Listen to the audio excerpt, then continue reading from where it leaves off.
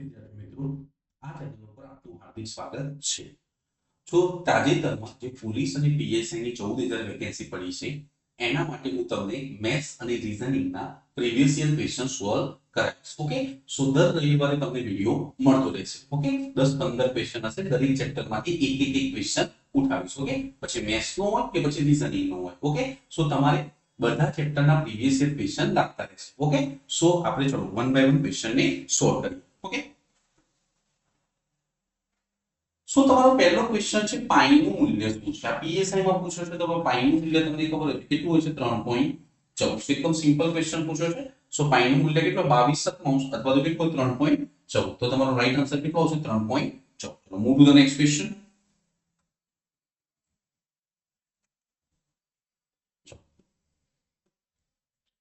12 અને 18 નું લઘુત્તમ સામાન્ય અવયવ એટલે કે એલસીએમ, અહીં એલસીએમ હશે. સો 12 અને 18 નું લઘુત્તમ સામાન્ય અવયવ શોધો. તો 12 અને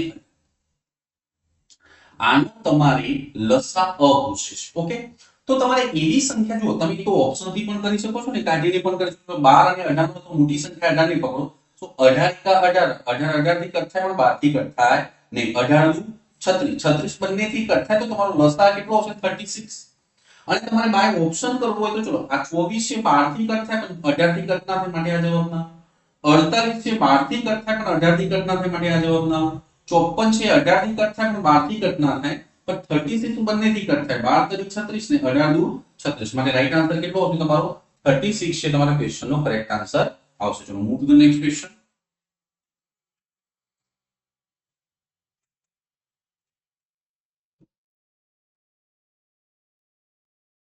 હવે 800 અને 1000 ની વચ્ચે કેટલા પૂર્ણ વર્ગ પૂર્ણાંકો છે? બરાબર. સો મીન્સ તમને ખબર છે કે ભાઈ આપણે 28 નો વર્ગ કેટલો થાય? 784. 29 નો 29 નો વર્ગ કેટલો થાય? 841. 30 નો વર્ગ કેટલો થાય? 900. 31 નો વર્ગ કેટલો થાય? 961. અને 32 નો વર્ગ કેટલો થાય? 1024. તો તમને 800 અને 1000 ની વચ્ચે કે છે, તો 800 અને 1000 ની વચ્ચે આ બે નહીં આવે તો કેટલી સંખ્યાઓ આવશે? 1 2 અને 3. સો મીન્સ તમારો રાઈટ આન્સર કેટલો આવશે? 3 છે તમારા ક્વેશ્ચન નો શું આવશે? કરેક્ટ આન્સર આવશે. ચલો move to the next question.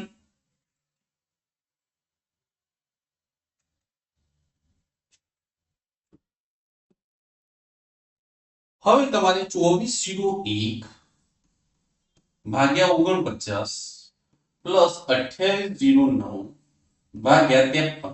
તો તમને ખબર છે કે 49 નો વર્ગ કેટલો આવે? 2401.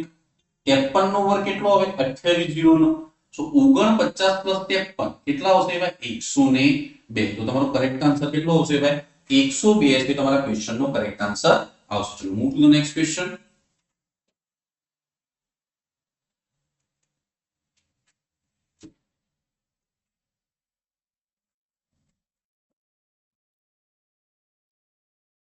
હવે મેં તમને એ ધ્યાન આપો કે કેટલા છોકરાઓ અને છોકરીઓ વચ્ચે 42 નારંગી વેચવામાં આવે છે.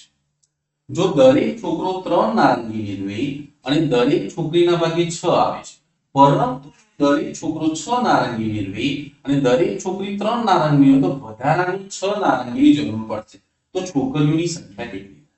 સો મીન્સ આ તમારે જો પોલીસ ઇન્સ્પેક્ટર બી અત્યારે માં પૂછ્યો છે, 2021 નો ક્વેશ્ચન છે. સો આવા ક્વેશ્ચનને તમે બાય ઓપ્શન લગાવવાનો ટ્રાય કરો. આપણને વેલ્યુ કોની આપી છે? છોકરીઓની સંખ્યા. તો માન લો કે છોકરી કેટલી છે? 4. અહીંયા છે છોકરીઓ કેટલી છે? 4. હવે શું કહે છે? જો દરેક છોકરાને 3 નારંગી આવે. હવે અહીંયા ધ્યાન આપજો, આ હું સંખ્યા લખું છું અને એના નીચે શું લખીશ? નારંગી. અને એ બંનેનો આપણે ગુણાકાર કરીશું. અહીંયા તો છોકરીઓ 4 છે, છોકરાઓની સંખ્યા ખબર નથી. હા, પણ દરેક છોકરીના ભાગે 6 આવે છે. માન લો કે અહીંયા 6 એ ગુણ તો કેટલા આવશે? 24. અને આપણે ટોટલ કેટલી નારંગી વેચવાની છે? આપણે 42. તો 42 માંથી 24 કાઢો તો કેટલા આવશે ભાઈ? અહીંયા 18. હવે દરેક છોકરાને કેટલી નારંગી? 3 મેળવી. તો દરેક છોકરો 3 તો 18 ભાગ્યા 3 તો છોકરાઓની સંખ્યા કેટલી આવે? 6. હવે આપણને ખબર પડી કે ભાઈ છોકરાઓ 6 છે, છોકરીઓ કેટલી છે? 4. હવે આગળ વાળી કન્ડિશન સેટિસ્ફાઈ થાય છે કે નહીં આપણે ચેક કરવું પડશે. સો મીન્સ ફરીથી ગર અને અહીંયા બોલ. તો અહીંયાની સંખ્યા છોકરીઓની 4 છે, છોકરાઓની કેટલી છે? 6. હવે આગળ શું કહે છે, પરંતુ જો દરેક છોકરો 6 નારંગી મેળવે તો 6 મેળવે તો 36 નારંગી થશે, અને દરેક છોકરી 3 નારંગી મેળવે તો કેટલી આવશે? તો ટોટલ નારંગી કેટલી થઈ? 48. તો પહેલા 42 ની જરૂર પડતી હતી, હવે 6 વધારે જરૂર પડે છે. એટલે કેટલી વધારે જરૂર છે? 6. અને તમને ક્વેશ્ચનમાં પણ કહે છે જો તમે આવું કરો તો વધારે કેટલી નારંગીની જરૂર પડે? 6. તો છોકરીઓની સંખ્યા કેટલી હોય તો આપણો કરેક્ટ આન્સર કેટલો આવશે? 4 છે તમારા ક્વેશ્ચનનો શું આવશે? રાઈટ આન્સર આવશે. હોપ તમને ક્વેશ્ચનમાં ખબર પડી હશે. ચલો move to the next question.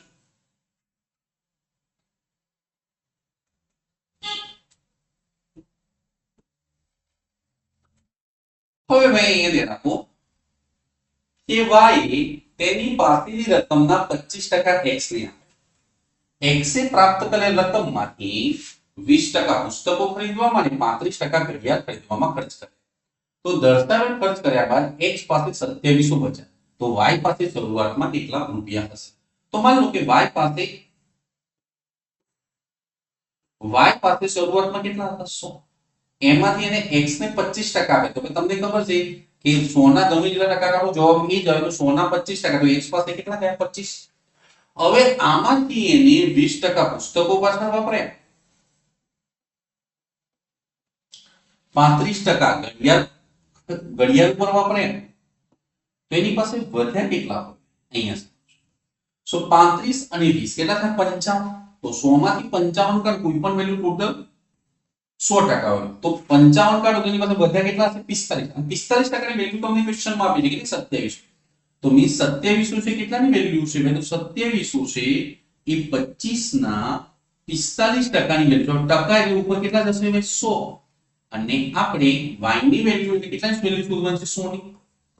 So means તમે અહીંયા કટ કરશો તો 9 કટ કરશો તો ભાઈ એ કેટલા આવશે? 300. અને 9 પંચા કેટલા આવશે? 45. 5 કટ કરશો 25 કેટલા આવશે? 4. અને 5 કેટલા આવશે? 60. તો 60 ગુણ્યા 4 એટલે 240. અને એની પાસે કેટલા જીરો હશે? 2. તો એની પાસે કેટલા રૂપિયા હશે ભાઈ? y પાસે શરૂઆતમાં કેટલા રૂપિયા હશે? 24000 રૂપિયા હશે. તો તમને ક્વેશ્ચનમાં ખબર પડી હશે. Move to the next question.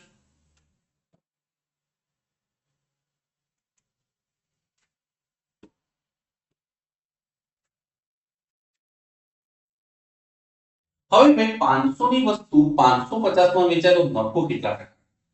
તો ભાઈ 500 ની વસ્તુ 550 માં વેચાય તો કેટલા ટકાનો ફાયદો થયો? 50 રૂપિયાનો. સાનો ઉપર થયો? 500 ઉપર ટકા ફેરવા માટે ગુણ્યા કેટલા કરીશું આપણે? 100. તો 2 2 0 કટ થયા. 5 કેટલા આવશે? 10. સો મીન્સ કેટલા ટકા ફાયદો થયો ભાઈ? 10% ફાયદો થયો. હોપ તમને ક્વેશ્ચનમાં ખબર પડી હશે. Move to the next question.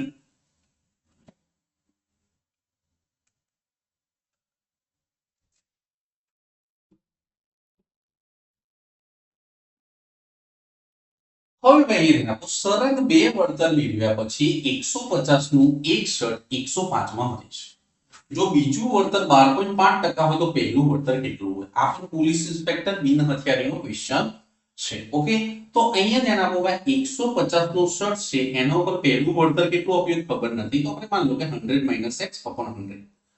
હવે બીજું કેટલું? 12.5%. તો તમને ખબર છે ભાઈ 12.5% ની ફ્રેક્શન વેલ્યુ કેટલી આવે? 1/8.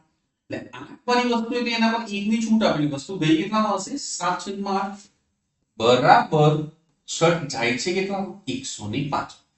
સો અહીંયાથી 1 0 0 કટ કરો. ઓકે, હવે અહીંયા તમે કટ કરશો તો ભાઈ અહીંયા 7 કેટલા આવશે? અહીંયા 15. સો 15 15 શું થઈ જશે ભાઈ? કટ. તો 100 - x તો 10 8 કેટલા થાય? 80. તો જો 100 માંથી શું બાદ કરીએ કે 80 આવે તો 20. તો આન્સર કેટલો આવશે ભાઈ? 20% થી તમારા ક્વેશ્ચનનો શું આવશે? કરેક્ટ આન્સર આવશે. હોપ તમને ક્વેશ્ચનમાં ખબર પડી હશે. ચલો move to the next question.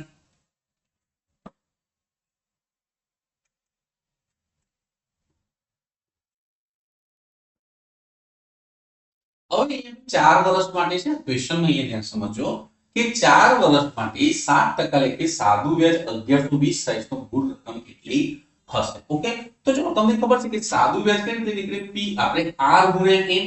તો આ 1120 છે કેટલાની વેલ્યુ છે ભાઈ? અહીંયા 28 ની. તો આપણે કેટલાની શોધવાની છે? 100 ની વેલ્યુ શોધવાની છે. તો 28 ચોક કેટલા થાય? 112. તો તમારી મૂડી કેટલી હશે ભાઈ? 4000 થી તમારી શું હશે ભાઈ મૂડી હશે હોપ તમને ક્વેશ્ચનમાં ખબર પડી હશે ચલો move to the next question